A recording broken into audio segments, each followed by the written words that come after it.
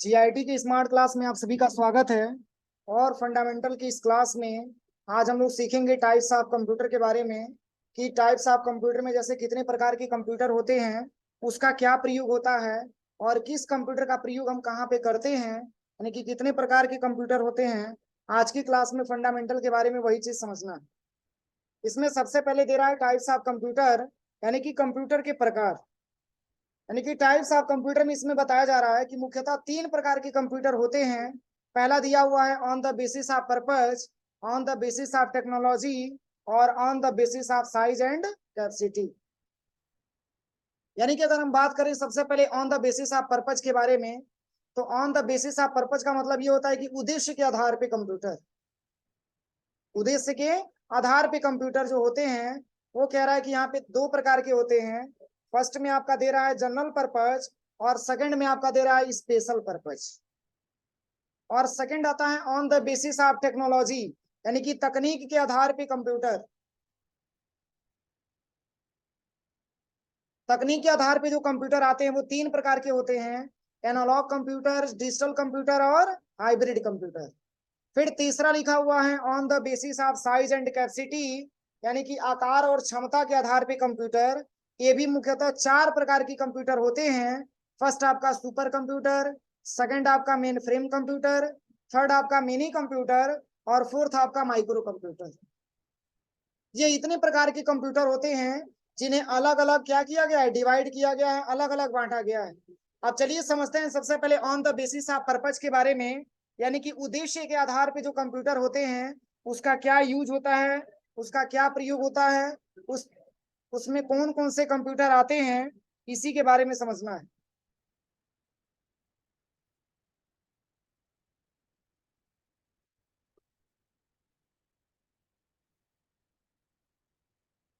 देखिए, इसमें पहला ऑप्शन दे रहा है उद्देश्य के आधार पे कंप्यूटर। और उद्देश्य के आधार पे अगर कंप्यूटर के बारे में बात किया जाए तो इसमें पहला कंप्यूटर आता है स्पेशल पर्पज कंप्यूटर। जैसे नाम से ही स्पष्ट हो रहा होगा, स्पेशल पर्पज कंप्यूटर। स्पेशल का मतलब होता है विशेष रूप से और पर्पज का मतलब होता है उद्देश्य, यानी कि ऐसा कंप्यूटर जिसका प्रयोग हम विशेष कार्यों के लिए करते हैं। इसमें लिखा हुआ स्पेशल पर्पज कंप्यूटर ऐसे कंप्यूटर हैं जिन्हें किसी विशेष कार्य के लिए तैयार किया जाता है और इनके सीपीयू की क्षमता उस कार्य के अनुरूप होती है जिसके लिए इन्हें तैयार किया जाता है। जैसे कि अंतरिक्ष विज्ञान, मौसम विज्ञान, उपग्रह संचालन, अनुसंधान एवं शोध, यातायात नियंत्रण, कृषि विज्ञान, चिकित्सा आदि। यानी कि स्पेशल पर्पज के कंप्यूटर के बारे में बात किया जाए तो स्पेशल पर्पज के कंप्यूटर ऐसे कंप्यूटर होते हैं जिन्हें किसी विशेष कार्य के लिए तैयार किया जाता है। यानी कि हर काम हम स्पेशल कंप्यूटर से नहीं कर सकते हैं, इसको किसी विशेष कार्यों के लिए डिजाइन किया जाता है। और इसमें लिखा हुआ है कि जिसके लिए इन्हें तैयार किया जाता है, और एग्जाम्पल में लिखा हुआ है, यहाँ कह रहा है कि सबसे पहले कि जैसे कि अंतरिक्ष विज्ञान है, अंतरिक्ष विज्ञान में स्पेशल पर्पज के कंप्यूटरों का ज्यादा प्रयोग होता है। फिर इसी तरीके से दिया है जैसे मौसम विज्ञान, इस कंडीशन में भी स्पेशल पर्पज के कंप्यूटर का इस्तेमाल किया जाता है। उपग्रह का संचालन, इसमें भी स्पेशल पर्पज के कंप्यूटर का प्रयोग किया जाता है। अनुसंधान एवं शोध, यातायात नियंत्रण, कृषि विज्ञान, चिकित्सा आदि के क्षेत्रों में स्पेशल पर्पज के कंप्यूटर का प्रयोग किया जाता है। अब देखिए सेकंड हमारे पास आता है जनरल पर्पज। और जनरल का मतलब क्या होता है, सामान्य। इसमें कह रहा है कि जनरल पर्पज कंप्यूटर ऐसे कंप्यूटर हैं जिन्हें सामान्य उद्देश्य के लिए तैयार किया जाता है और इन कंप्यूटर में अनेक प्रकार की कार्य करने की क्षमता होती है। इसमें उपस्थित सीपीयू की क्षमता तथा कीमत कम होती है। यानी कि अगर हम बात करें सबसे पहले जनरल पर्पज के कंप्यूटर के बारे में, तो यह ऐसे कंप्यूटर होते हैं जिन्हें सामान्य उद्देश्य के लिए प्रयोग में लाया जाता है। और ये जो कंप्यूटर होता है इसमें कार्य के आधार पर, इनकी क्षमता के आधार पर, इनके सीपीयू की क्षमता के आधार पर कीमत क्या होती है, कम होती है। और फिर कह रहा है कि इन कंप्यूटर का प्रयोग सामान्यतः कार्य हेतु जैसे पत्र तैयार करने में, डॉक्यूमेंट तैयार करने में और डॉक्यूमेंट को प्रिंट करने में किया जाता है। यानी कि अगर स्पेशल पर्पज के बारे में बात करें तो स्पेशल पर्पज के बारे में मैंने अभी आपको बताया है कि इसका प्रयोग किसी विशेष कार्यों को करने के लिए किया जाता है। यानी कि हर काम हम स्पेशल पर्पज के कंप्यूटर से नहीं करते, कुछ कुछ ऐसा काम होता है जिसको करने के लिए हम स्पेशल पर्पज के कंप्यूटर का इस्तेमाल करते हैं। जैसे किन किन क्षेत्रों में हम स्पेशल पर्पज के कंप्यूटर का इस्तेमाल कर सकते हैं, इसमें लिखा हुआ है जैसे चिकित्सा के क्षेत्र में, फिर कह रहा है कि कृषि विज्ञान के क्षेत्र में, और यातायात नियंत्रण यानी कि ट्रैफिक को कंट्रोल करने के लिए, और फिर कह रहा है कि अनुसंधान एवं शोध और उपग्रह संचालन और मौसम विभाग। इस केस में जो है हम स्पेशल पर्पज के कंप्यूटर का इस्तेमाल करते हैं। और जनरल का मतलब होता है सामान्य रूप से, और यह ऐसा कंप्यूटर होता है जिसका प्रयोग हम सामान्य तौर पे करते हैं। जैसे इसमें लिखा हुआ है कि अगर किसी लेटर को अगर आपको क्या करना हो, तैयार करना हो, तो इसके लिए जनरल पर्पज के कंप्यूटर का इस्तेमाल करते हैं। और फिर कह रहा है कि जैसे कोई डॉक्यूमेंट आपको प्रिंट करना हो तो इसके लिए जनरल पर्पज के कंप्यूटर का इस्तेमाल करेंगे। यदि कोई डॉक्यूमेंट भी तैयार करना हो तो जनरल पर्पज के कंप्यूटर का इस्तेमाल करेंगे। तो ये हमारे जनरल कंप्यूटर होते हैं। चलिए, इसके बाद से यहाँ पे सेकंड पॉइंट हमारे पास आता है, यानी कि based on mechanism and technology, यानी कि ऐसा कंप्यूटर जिसको आधारित किया गया किसके ऊपर, टेक्निकल के ऊपर, टेक्नोलॉजी के ऊपर, यानी कि तकनीक के ऊपर। यानी कि ऐसे कंप्यूटर जिसको तकनीक के हिसाब से हम बोल सकते हैं, यानी कि तकनीकी के आधार पे कौन कौन से कंप्यूटर पाए जाते हैं। तो देखिए, इसमें पहला कंप्यूटर का नाम दिया हुआ है एनालॉग कंप्यूटर। क्या लिखा हुआ है, एनालॉग कंप्यूटर। अगर एनालॉग कंप्यूटर के बारे में बात करें तो चलिए जानते हैं कि एनालॉग कंप्यूटर का प्रयोग हम कहाँ और कब करते हैं। चूंकि एक एग्जाम्पल है किसका, टेक्नोलॉजी का, यानी कि तकनीकी के आधार पे अगर हम कंप्यूटर के बारे में बात करें तो सबसे पहला पॉइंट हमारे पास आता है क्या, एनालॉग कंप्यूटर। अब एनालॉग कंप्यूटर होता क्या है, सबसे पहले आप इसके बारे में आप समझिए। कह कि एनालॉग कंप्यूटर वे कंप्यूटर होते हैं जो भौतिक मात्राओं जैसे दाब, तापमान, लंबाई, ऊंचाई आदि को मापकर उनका परिमाप अंकों में व्यक्त करते हैं। और फिर कह रहा है कि ये कंप्यूटर किसी राशि का परिमाप तुलना के आधार पर करते हैं, जैसे कि थर्मामीटर। और फिर कह रहा है कि यहाँ पे एनालॉग कंप्यूटर मुख्य रूप से विज्ञान और इंजीनियरिंग के क्षेत्रों में प्रयोग किए जाते हैं, क्योंकि इन क्षेत्रों में मात्राओं का अधिक उपयोग होता है। उदाहरण के लिए लिखा हुआ है कि एक पेट्रोल पंप में लगा एनालॉग कंप्यूटर पंप से निकले पेट्रोल की मात्रा को मापता है और लीटर में दिखाता है तथा उसके मूल्य की गणना करके स्क्रीन पर दिखाता है। यानी कि अगर एनालॉग कंप्यूटर के बारे में बात किया जाए तो एनालॉग कंप्यूटर वे होते हैं जो भौतिक मात्राओं जैसे ताप, दापमान, ताप हो गया, दाब हो गया, लंबाई हो गया, ऊंचाई हो गया आदि को माप कर उनकी जो परिमाप होते हैं वो अंकों में क्या करते हैं, व्यक्त करते हैं। और फिर कह रहा है कि ये कंप्यूटर किसी राशि का परिमाप तुलना के आधार पे करते हैं, जैसे कि थर्मामीटर। जैसे मान के चलिए कि अगर थर्मामीटर के बारे में अगर बात किया जाए तो जैसे हमारे शरीर का टेम्परेचर नॉर्मल रहता तो थर्मामीटर की आवश्यकता नहीं पड़ती, लेकिन वही जब टेम्परेचर हाई लेवल का हो जाता है तो उस केस में थर्मामीटर लगा करके हम ये जांच करते हैं कि हमारे शरीर का टेम्परेचर नॉर्मल है कि हाई है। हम आसानी तरीके से जांच कर सकते हैं। और वो जांचते किससे हैं, थर्मामीटर से जांचते हैं। और कैसे अनुमान लगता है कि हमारे शरीर का टेम्परेचर घटा है कि बढ़ा, तो उसमें नंबर लिखता है और उसी नंबर के बिहेव पे, उसी नंबर के आधार पे हम ये समझ सकते हैं कि हमारे शरीर का टेम्परेचर क्या है। समझ में आ रहा है ना। इसके बाद से यहाँ पे लिखा हुआ है एनालॉग कंप्यूटर मुख्य रूप से विज्ञान और इंजीनियरिंग के क्षेत्रों में भी प्रयोग किया जाता है।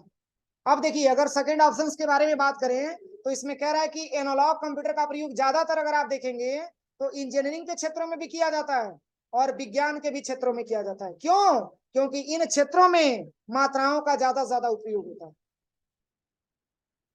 इन क्षेत्रों में मात्राओं का ज्यादा उपयोग होता है। उदाहरण के लिए एग्जाम्पल दिया हुआ है, जैसे मान के चलिए कि हम जाते हैं सबसे पहले पेट्रोल भरवाने के लिए पेट्रोल टंकी पे, तो सबसे पहले हम क्या कहते हैं कि भैया 40 रुपया लीजिए और उतना का हमको पेट्रोल दे दीजिए। लेकिन एक्चुअल में अगर आपको देखा जाए, तो वो 40 रुपए के बारे में आपको आइडिया नहीं मिल पाता है कि 40 रुपए का कितना ग्राम पेट्रोल हमको मिलना चाहिए। लेकिन होता क्या है, जैसे ही मॉनिटर की स्क्रीन पे, यानी कि जैसे ही वो बटन दबाया जाता है किसका, पेट्रोल वाले मशीन का, तो तत्काल बता देता है, ऊपर लिख भी देता है कि आपने 40 रुपया पेड किया और इसके लिए कितना ग्राम आपका पेट्रोल हुआ। वो आसानी तरीके से कंपेरिजन करके आपको दे देता है।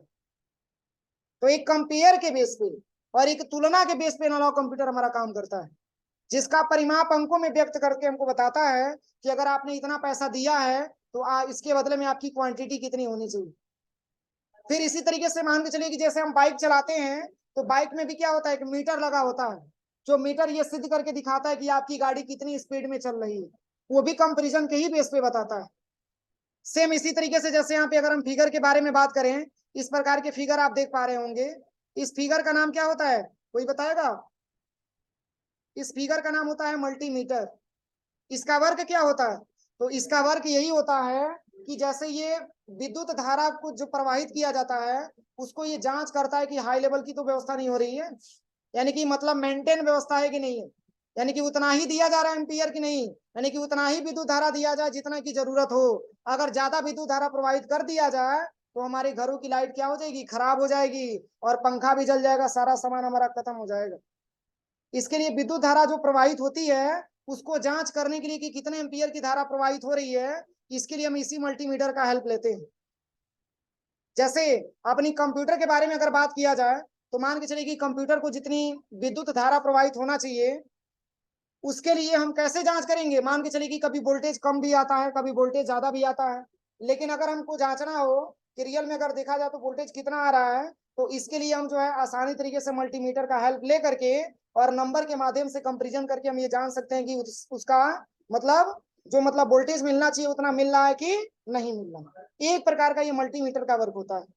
और ये भी हमारा एक प्रकार का क्या है? कंप्यूटर। कौन सा कंप्यूटर है? एनालॉग कंप्यूटर है।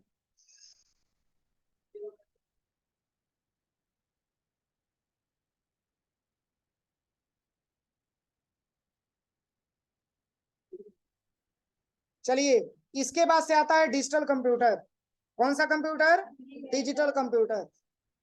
और देखिए डिजिटल कंप्यूटर मैंने आपको बताया था किसमें? हार्डवेयर और सॉफ्टवेयर पढ़ाते समय। हार्डवेयर और सॉफ्टवेयर पढ़ाते समय मैंने आपको बताया था कि डिजिटल कंप्यूटर के 4 कंपोनेंट्स होते हैं। कितने? 4 कंपोनेंट्स होते हैं। फर्स्ट हमारा इनपुट होता है, सेकंड हमारा प्रोसेसिंग होता है, थर्ड हमारा आउटपुट होता है, और फोर्थ हमारा मेमोरी होता है। यही 4 यूनिट होते हैं। इसमें लिखा हुआ है डिजिटल कंप्यूटर के बारे में, कह रहा है कि डिजिट का अर्थ होता है अंक। डिजिट का अर्थ क्या होता है? अंक। यानी कि कह रहा है कि अर्थात डिजिटल कंप्यूटर वह कंप्यूटर होता है जो अंकों की क्या करता है? गणना करता है। और ये फिर कह रहा है कि यह एक कंप्यूटर इनपुट किए गए डाटा और प्रोग्राम को 0 से 1 में परिवर्तित करके इन्हें इलेक्ट्रॉनिक रूप में प्रस्तुत करता है। और डिजिटल कंप्यूटर वे कंप्यूटर हैं जिनका प्रयोग व्यापार में और घर का बजट तैयार करने में, पत्र लिखने में, चित्र बनाने में, संगीत सुनने में, वो फोटो और वीडियो गेम देखने में किया जाता है। और डिजिटल कंप्यूटर बाइनरी अंकों पर आधारित होता है और यह कंप्यूटर 100% शुद्धता से गणना कर सकते हैं। जैसे मैंने आपको बताया था कि कंप्यूटर हमारी तरह हिंदी और इंग्लिश लैंग्वेज को नहीं समझता है, वो सब समझता है तो उसकी एक लैंग्वेज होती है जिसको हम बाइनरी लैंग्वेज बोलते हैं। और 0 और 1 को संयुक्त रूप से बाइनरी डिजिट यानी कि बीट कहा जाता है। मैंने आपको बताया था। यानी होता क्या है कि जो डिजिटल कंप्यूटर होता है वो पूरी तरीके से डिपेंड होता है किस पे? यानी कि कैलकुलेशन के बेस पे। और ये शुद्ध रूप से गणना करने का काम करता है, यानी कि इसमें किसी भी प्रकार की कोई त्रुटि नहीं आता है। इसमें किसी भी प्रकार का कोई त्रुटि नहीं आता है। और इस कंप्यूटर का प्रयोग हम कहाँ करते हैं? तो इसमें लिखा हुआ है कि घर का बजट तैयार करना हो, या फिर मान के चलिए कि व्यापार में, या फिर मान के चलिए कि अगर हमको पत्र लिखना हो, चित्र बनाना हो, संगीत सुनना हो, तो आमतौर के लिए हम डिजिटल कंप्यूटर का इस्तेमाल करते हैं। अब इसके बाद से कौन सा कंप्यूटर आता है? Hybrid computer. जैसे नाम से ही स्पष्ट दिया हुआ है, हाइब्रिड कंप्यूटर। कह रहा है कि हाइब्रिड कंप्यूटर का अर्थ है अनेक गुण धर्मों वाला। अतः वे कंप्यूटर जिसमें एनालॉग कंप्यूटर व डिजिटल कंप्यूटर दोनों के गुण पाए जाते हों वो हाइब्रिड कंप्यूटर कहलाता है। और इनका प्रयोग वैज्ञानिकों द्वारा शोध कार्यों में किया जाता है। अब देखिए, मैंने अभी आपको एनालॉग के बारे में पढ़ाया और मैंने अभी आपको डिजिटल कंप्यूटर के बारे में पढ़ाया।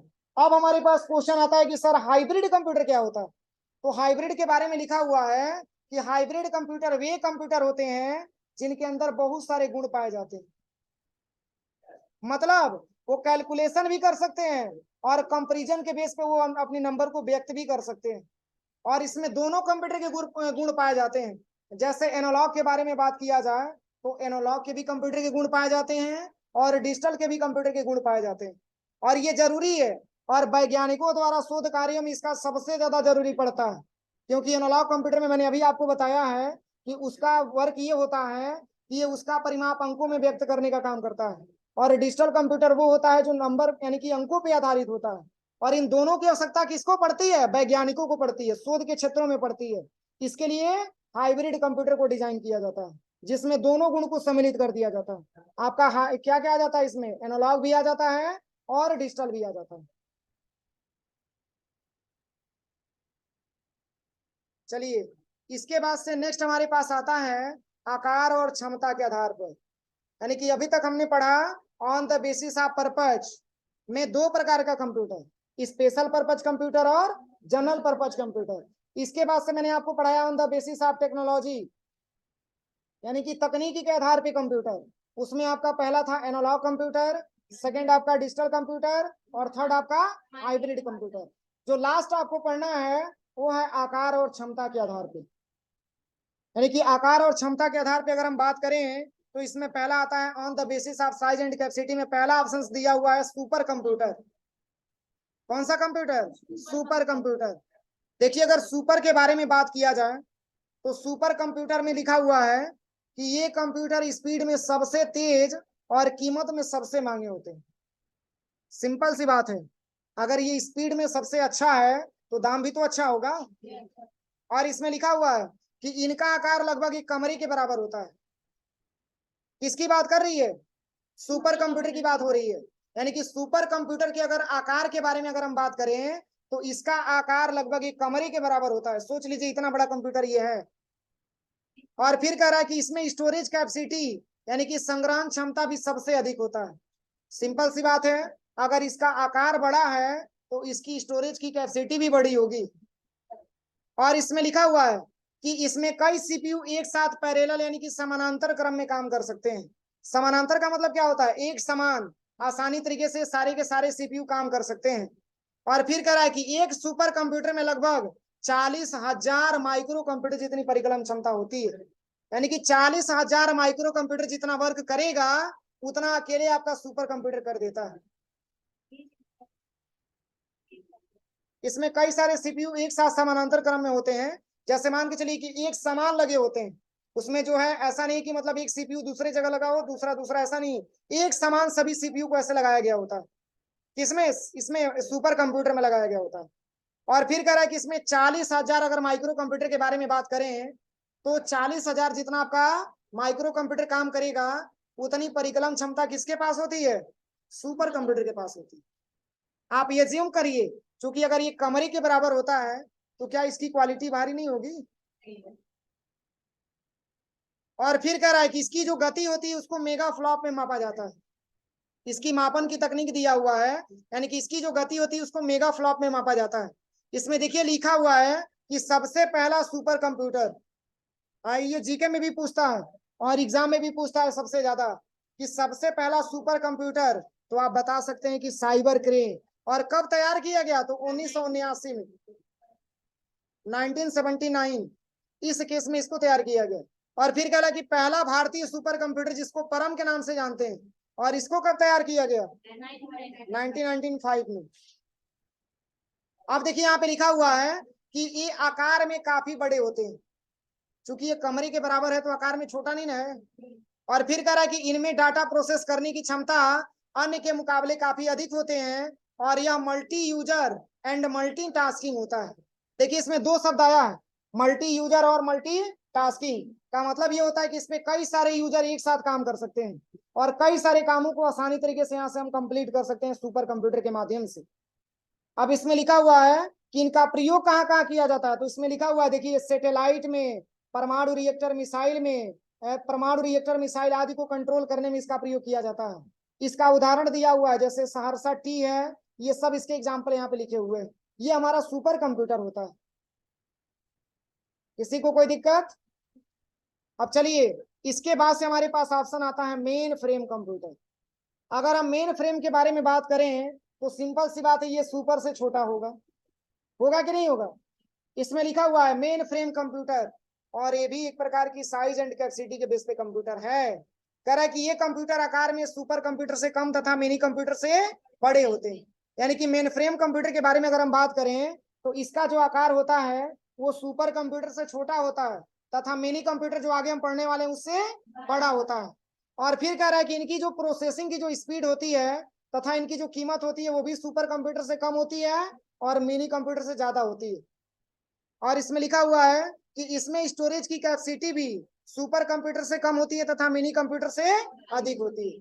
सिंपल सी बात है, जैसे सुपर कंप्यूटर के बारे में अगर हम कंपैरिजन करें तो सुपर कंप्यूटर का आकार एक कमरे के बराबर होता है और उसका जो उसका जो कैपेसिटी होता है वो बहुत ही बड़ा होता है। लेकिन उसी के हिसाब से अगर हम मेन फ्रेम के बारे में बात करें तो मेन फ्रेम का कैपेसिटी जो होता है उससे क्या होता है, हल्का होता है और मिनी कंप्यूटर से बड़ा होता है। इसमें लिखा हुआ है कि ये लगातार काम करने में सक्षम है और इस पर अनेक यूजर एक साथ क्रम में काम कर सकते हैं, क्योंकि इस पर अनेक टर्मिनल्स यानी कि मॉनिटर, कीबोर्ड प्लस माउस के लिए एक ही सीपीयू प्रयुक्त होता है। जैसे इसके बारे में अगर बात किया जाए तो इसमें लिखा हुआ है कि इसमें लगातार काम करने में सक्षम है और ये कंटिन्यूम इस पे वर्क कर सकते हैं।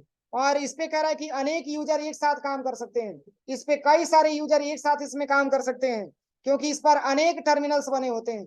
जैसे अगर मॉनिटर, कीबोर्ड और प्लस माउस के बारे में बात किया जाए तो ये तो अलग अलग होते हैं, लेकिन सबके लिए मात्र एक ही सीपीयू प्रयुक्त होता है। ज्यादा से ज्यादा सीपीयू की आवश्यकता नहीं होती। एक सीपीयू लगा दिया जाता है और सारे यूजर अपना अपना मॉनिटर, कीबोर्ड प्लस माउस लेकर के बैठे रहते हैं और एक ही सीपीयू से जोड़ करके सारे सिस्टम को ऑपरेट किया जाता है। ये आपका मेन फ्रेम कंप्यूटर होता है। अब चलिए इसके बाद से हमारे पास आता है मिनी कंप्यूटर। तो मिनी कंप्यूटर क्या होता है, कह रहा है कि इनका आकार एक छोटी अलमारी के बराबर होता है। किसके बराबर, छोटी अलमारी के बराबर। अब जितना आकार आपका छोटी अलमारी का होता है उतना ही आकार किसका होता है, मिनी कंप्यूटर का होता है। और इसमें कह रहा है कि हम माइक्रो कंप्यूटर की तुलना में अधिक शीघ्रता से कार्य कर सकते हैं, यानी कि जो आगे हम माइक्रो कंप्यूटर पढ़ने वाले हैं उससे अधिक शीघ्रता से ये काम कर सकते हैं। और फिर कह रहा है कि इनकी जो डाटा ट्रांसफर रेट होती है वो 40 लाख बिट प्रति सेकंड होती है, यानी कि ये डाटा ट्रांसफर करता है, लेकिन कब, तो 40 लाख बिट प्रति सेकंड के हिसाब से ये डेटा को ट्रांसफर करता है।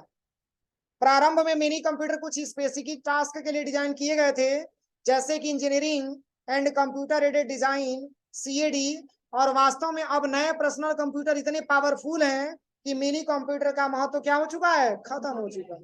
यानी कि इस समय के बारे में अगर हम बात करें तो इस समय हमारे पास इतने अच्छे अच्छे कंप्यूटर प्रयोग आ रहे हैं, इतने अच्छे अच्छे कंप्यूटर हमारे मतलब मार्केटों में इस समय आए हुए हैं, जिससे मिनी कंप्यूटर से अगर हम कंपेरिजन करें तो मिनी कंप्यूटर का महत्व खत्म हो चुका है।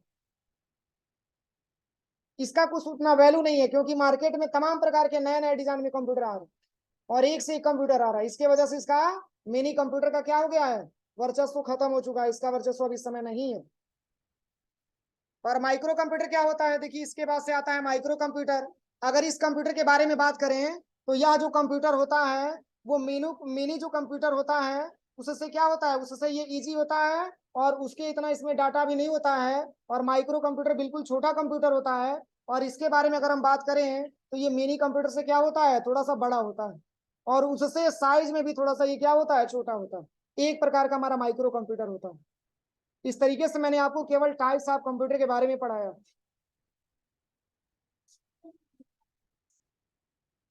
लिखवाना है, हाँ सर, हाँ।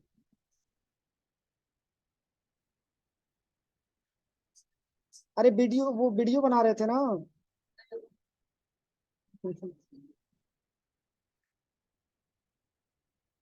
वीडियो, वीडियो बना रहे थे, बोलिए सर।